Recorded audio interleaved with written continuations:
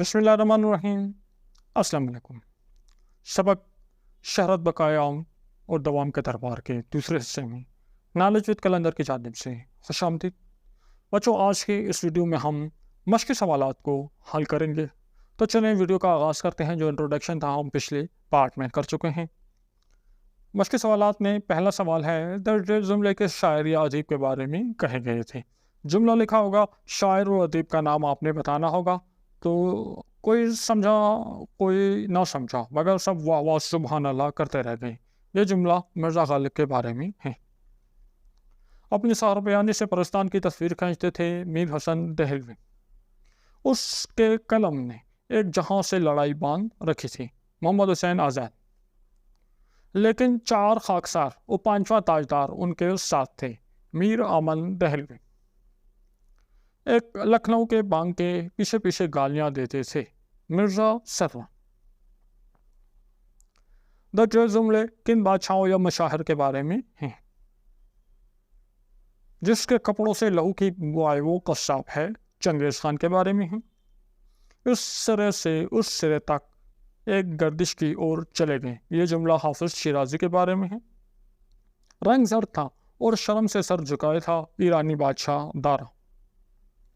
قیافہ روشن اور چہرہ فرحت روحانی سے شگفتہ نظر آتا تھا، سقراط۔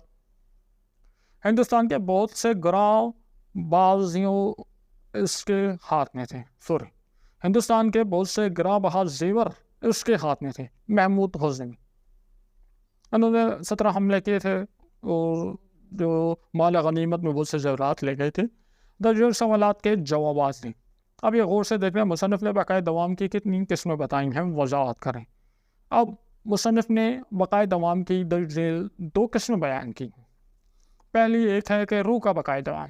اس سے مراد ہے کہ موت کے بعد جسم تو مٹی میں فنا ہو جاتا ہے مگر روح فنا نہیں ہوتی، مرنے کے بعد بھی ہمیشہ زندہ رہتی ہے۔ اور دوسرا ہے عالم یادگار کی بقا۔ اس سے مراد ہے کہ انسان مرنے سے پہلے اپنی زندگی میں کوئی ایسا نمایاں کارنامہ سر انجام دے جائے کہ اس کی موت کے بعد بھی لوگ اسے اس کارنامے کی وجہ سے یاد رکھیں۔ ٹھیک ہے، بقائے دوام 2 قسم کی ہے۔ اب اس میں پہلا ہے کہ موت کے بعد جسم مٹی میں مل جاتا ہے، روح ہمیشہ رہتی ہے۔ دوسرا یہ ہے کہ وہ بندہ کوئی کارنامہ کر کے چلا جاتا ہے، وہ مرنے کے بعد لوگ اس کو یاد کرتے ہیں، کوئی اسپتال بنا دیتے، کوئی ادارہ بنا دیتا ہے۔ اگلا سوال، خوبصورت عورتیں در حقیقت کون تھیں؟ اب خوبصورت عورتیں جو سبق میں ذکر ہے ان کی بات ہو رہی ہے، ٹھیک ہے۔ تو اس سبق میں جو کچھ خوبصورت عورتوں کا ذکر تھا، تو اس کا جواب ہم کہیں گے کہ خوبصورت عورتیں اصل میں دنیاوی برائیاں، غفلت اور عیاشی، خود پسندی اور بے پرواہی تھیں۔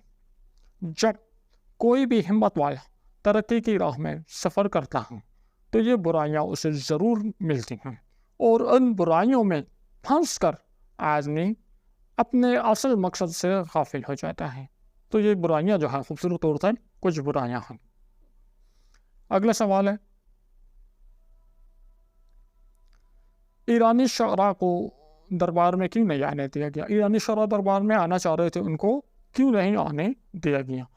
تو اس کا جواب ہے کہ ایرانی شعراء کا ایک امبو کشیر اس دربار کے دروازے پر آیا اور اندر جانا چاہا مگر انہیں دربار میں داخلے سے روک دیا گیا۔ ایرانی شاعروں کا دعویٰ تھا کہ ہم معنی و مضامین کے مصور ہیں، مگر انہیں جواب دیا گیا کہ تم مصور بے شک اچھے ہو لیکن بے اصل اور غیر حقیقی اشیاء کے مصور ہوں، یعنی تمہاری شاعری اچھی تو ہے مگر اس میں حقیقت اور اصلیت کا رنگ بالکل بھی نہیں ہے۔ تمہارے اشعار حقیقی دنیا سے دور اور خیالی دنیا کے قریب ہیں۔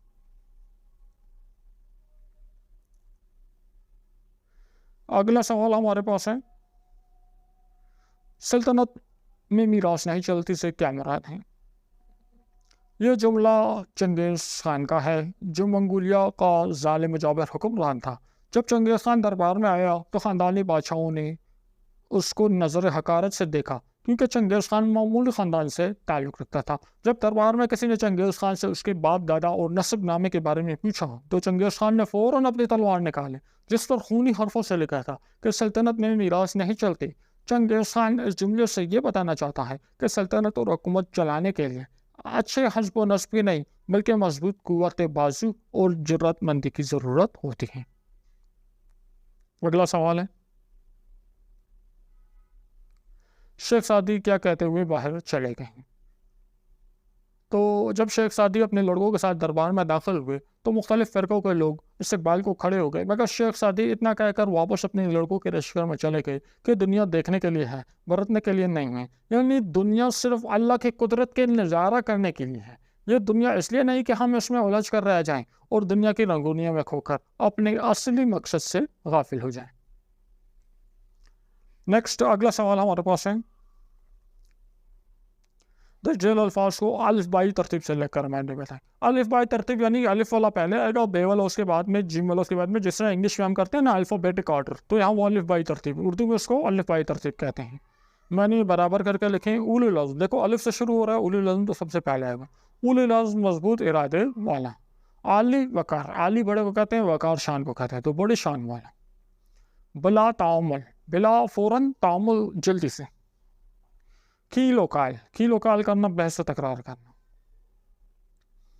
گروہ کثیر، گروہ کہتے ہیں گروپ کو، مجمع کو کثیر کہتے ہیں، بڑے کو تو بڑا مجمع طرح، جاہ و جلال، جاہ کہتے ہیں شان و شوکت کو، جاہ و جلال کہتے ہیں شان و شوکت کو۔ اچھا الف بائی ترتیب میں جاہ و جلال ذرا اوپر آئے گا، آپ لوگ اس کو سیٹ کر لیجیے گا۔ اگلا سوال ہے، درجل جملوں کی وضاحت کریں، جملے دیے گئے ہیں، آپ نے وضاحت کرنی ہے۔ کہہ رہے ہیں دوسرے وہ عالم یادگار جس کی بقا کی بدولت لوگ نام کی عمر جیتے اور شہرت دوام پاتے ہیں، اور وضاحت کیا ہے کہ محمد حسین آزاد نے اس مضمون شہرت عام و بقائے دوام کا دربار میں بقائے دوام کی دو قسمیں بیان کی ہیں، ایک موت کے بعد روح کا ہمیشہ زندہ رہنا، یہ بقائے دوام کی پہلی قسم ہے، اور دوسری قسم کے بارے میں کہہ رہا ہے کہ کوئی انسان کے ایسا کارنامہ انجام دے لیتا ہے کہ موت کے بعد بھی لوگ اس خاص کارنامے کی وجہ سے اس سے یاد رکھتے ہیں، یعنی خود تو مر جاتا ہے لیکن اپنے کارنامے کی وجہ سے لوگوں کے دل و دماغ میں زندہ رہتا ہے۔ تو اس کا جو جملہ تھا وہ اس کی وضاحت ہو گئی۔ اب بے والا جملہ، جس طرح ملک و شمشیر کے جوش کو قوم کے خون نے حرکت دی، اگر علم و فنون کا بھی خیال کرتا تو آج قومی ہمدردی کی بدولت ایسی ناکامی نہ اٹھاتا۔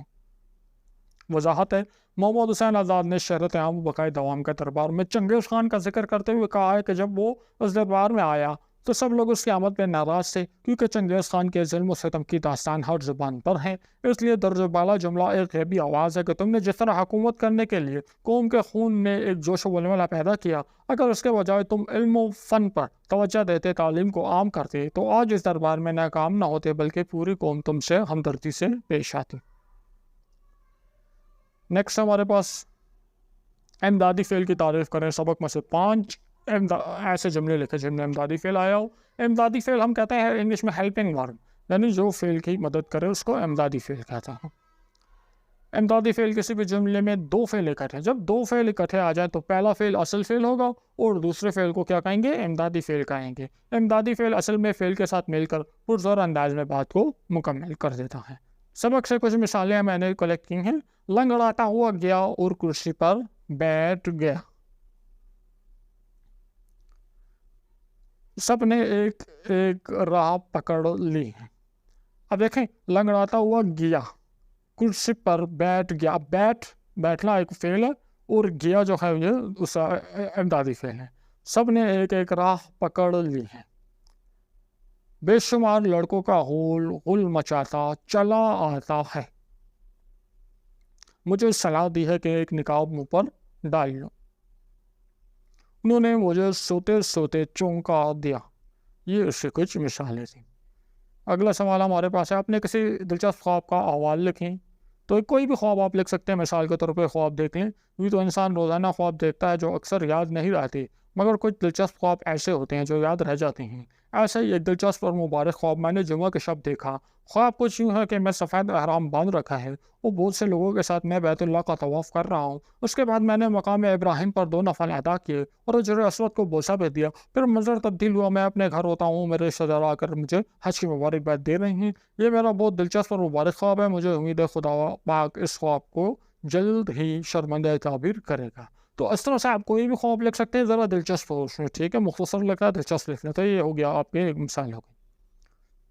اگلا ہمارے پاس سوال ہے کہ سیاق و سباق کے حوالے سے کسی ایک عبارت کی تشریح کریں۔ اب یہ ایکسرسائز میں تو نہیں ہے، میں نے اس پورے سبق میں سے بہت سے جملے ہیں، تو مثال کے طور پر میں نے ایک جملہ سلیکٹ کیا یہاں پہ، اور یہ عبارت میں نے سلیکٹ کی ہے کہ دوسری طرف جو نظر جا پڑی تو دیکھتا ہوں کچھ خوبصورت عورتیں، اور بہت سے لوگ ان کے تماشائی جمال میں مہور ہوئے ہیں۔ یہ عورتیں یوں تو پریوں کا لباس پہنے ہیں، مگر یہ بھی وہی چرچا سنا کہ در حقیقت نہ وہ پریاں ہیں نہ پریزاد عورتیں ہیں، کوئی ان میں غفلت، کوئی عیاش، کوئی خود پسندی، کوئی بے پرواہی ہے۔ جب کوئی ہمت والا ترقی کے راستے میں سفر کرتا ہے تو یہ ضرور ملتی ہے، اور ان میں ہی پھنس کر اہل ترقی اپنے مقاصد سے محروم رہ جاتے ہیں۔ اب اس کا جواب سب سے پہلے آپ نے حوالہ متن دینا ہے، تو حوالہ متن میں آپ بتاؤ گے سبق کو کس مصنف نے لکھا ہے، ٹھیک ہے، سبق کا کیا نام ہے۔ تو یہ عبارت کہاں سے ہے؟ یہ سبق شرط عام و بقائے دوام کا دربار سے لی گئی ہے، جس کے مصنف کون ہے؟ مولانا محمد حسین آزاد ہیں، اور یہ نیرنگ سال سے محفوظ ہے۔ اب بات کرتے ہیں اس کے سیاق و سباق کی۔